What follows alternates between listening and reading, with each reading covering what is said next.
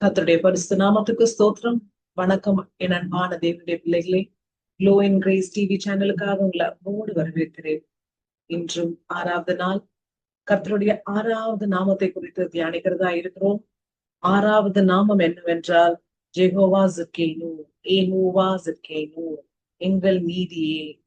அதற்கு ரெலவெண்டான ஒரு வசனம் என்னவென்றால் Jeremiah 23rd chapter 5 and 6 verse and எரேமியா 23வது அதிகாரம் 5-6 வசனங்கள். நான் உங்களுக்காக வாசிக்கிறேன். இதோ நாட்கள் வரும் என்று கர்த்தர் சொல்லுகிறார். அப்பொழுது தாவீதுக்கு ஒரு நீதியுள்ள கிளையை எழும்ப பண்ணுவேன். அவர் ராஜாவாய் இருந்து ஞானமாய் ராஜரீகம் பண்ணி பூமியிலே நியாயத்தையும் நீதியையும் நடப்பிப்பார். அவர் நாட்களில் யூதா ரட்சிக்கப்படும், இஸ்ரவேல் சுகமாய் வாசம் பண்ணும்.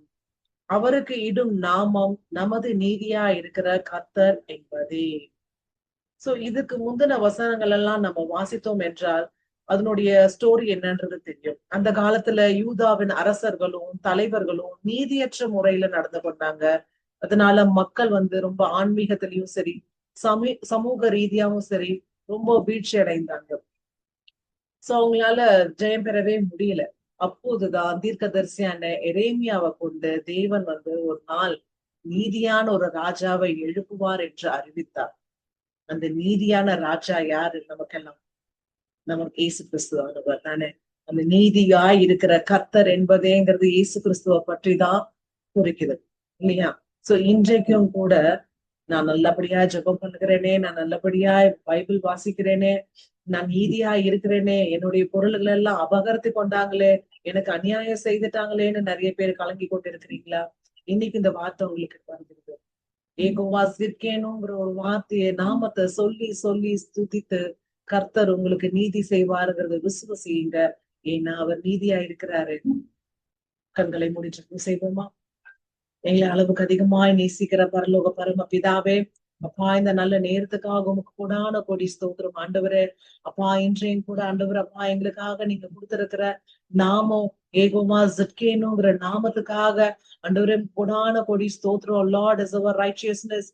அப்பாமை ஸ்தோத்தரிக்கிற இன்றைக்கும் கூட ஆண்டவரே அப்பாமை ஸ்தோத்தரிக்கிற ஆண்டவரே அநேகரால ஆண்டவரே அப்பா கைவிடப்பட்ட நிலைமையிலையும் அநேக பொருள்களையும் ஆண்டவரே நிலங்களையும் ஆண்டவரே எழுந்த நிலைமையிலும் தவிக்கிற மகள் ஆண்டவரே உங்க கரத்துல ஒப்பு கொடுக்கிற கர்த்தாவை உங்களுக்கு தொடுங்க ஈசப்பா.